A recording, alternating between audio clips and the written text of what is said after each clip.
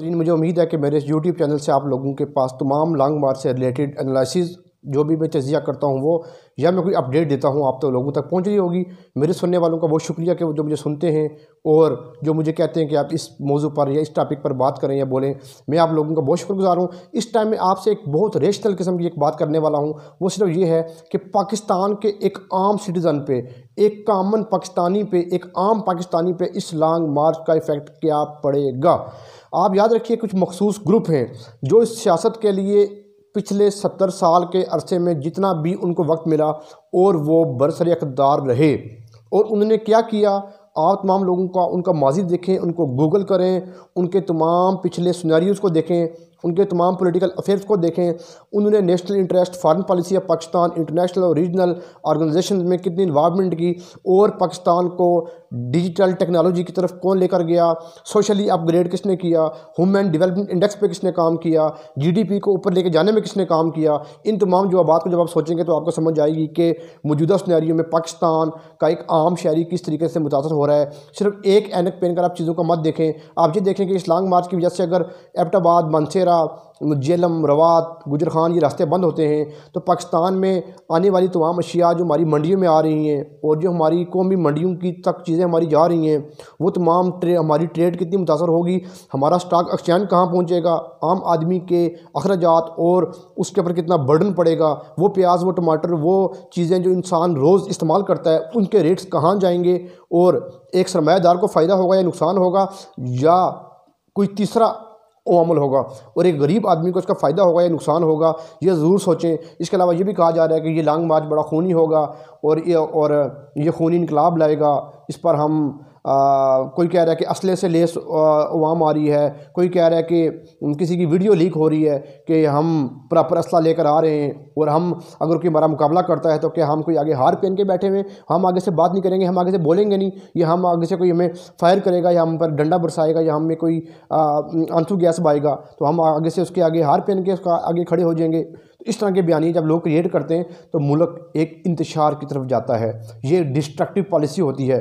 इतने आपको कम से कम ऑफेंसिव होकर इन चीज़ों को नहीं करना चाहिए। लीडरान से, पॉलिटिकल एफिलिएशन जिन लोगों की है उनसे, जो पॉलिटिकल पार्टी के साथ हैं और जो बिल्कुल भागो भाग लगे हुए हैं, उनको कम से कम ये बात ज़रूर सोचनी चाहिए, इदराक करना चाहिए इस चीज़ को। कौमी जज्बा है आपका, आप कौम एक यूथ चेंज चाहती है, आप कौम को आगे देखना चाहते हैं, लेकिन आप ज़रूर ये देखें कि इन तमाम चीज़ों का, इन तमाम पॉलिटिकल जो फैक्टर्स हैं जो इन्वॉल्व हैं, इस तरह की पॉलिटिकल अनरेस्ट जो होने जा रही है मुल्क में, उसका असर आम आदमी पे क्या पड़ेगा। लिहाजा मेरा एक आम आदमी को मेरा एक मैसेज ये है, ज़ाती एनालिसिस जो मैंने सारा किया है, तमाम चीज़ों को सुनने, समझने और पढ़ने के बाद मैं ये कह रहा हूँ कि आपको खुदारा समझें, हकीकत को समझें, ख्वाब देखें, खुली आंखों से ख्वाब देखें और जागते हुए ख्वाब ना देखें। तकलीद करें लेकिन अंधी तकलीद ना करें, बेजा तकलीद ना करें। साइंटिफिक तरीके से और कंपैरेटिव एनालिसिस से, रेशनल तरीके से और बड़ी स्कीमेटिक तरीके से, सिस्टमेटिक तरीके से चीज़ों को देखें, बजाय इसके कि आपको कहा गया कि 50 बंदे ले और 50 बंदे लेकर आप भाग जाएं। चाहे आपको पीपल पार्टी के, JUI के, नून लीग के है, MQM के, BAP के है, जमात इस्लामी के है, आपको कोई बंदा भी कि आप ज़रूर सोचें कि आपको वो कह रहा है वो क्यों कह रहा है। आपका वज़न इतना है कि आपको कोई कहे कि 50 बंदों के साथ आ जाओ और आप भागते हुए चले जाएँ। सिर्फ ये सोच लें, मैं किसी पॉलिटिकल पार्टी का रिप्रेजेंटेटर नहीं हूँ, लेकिन ये सोचें कि मुझे कोई कहता है आ जाओ धरने में, 5 दोस्तों को ले आओ, मैं सवाल पूछूंगा कहाँ आना है, क्यों आना है, आकर क्या करेंगे, मेरा उसमें पर्पज़ क्या है, मेरा रोल क्या होगा, मैं क्यों आऊँगा और मेरे आने से क्या फ़र्क पड़ेगा। हाँ, मुझे ये कोई ये जवाब दे कि तुम नहीं आओगे तो तुमसे सवाल होगा कि जब लोग निकले थे बाहर सड़कों पर अपना हक मांगने के लिए, तुम हक मांगने के लिए नहीं निकले थे। तो मैं कम अज़ कम इस जवाब की बेस पर कहीं भाग खड़ा नहीं होऊंगा और किसी को रोकूंगा तो इस जवाब पे नहीं रोकूंगा। कम से कम कोई सॉलिड और कंक्रीट रीजंस बनाएं।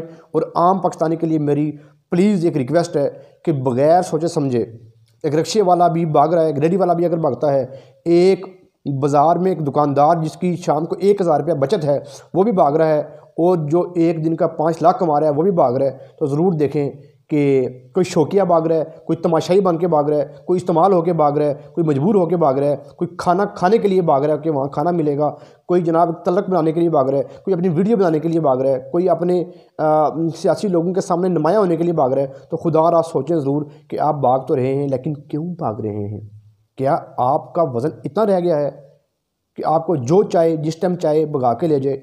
You are a human being and human being should know his and her dignity, prestige and the status.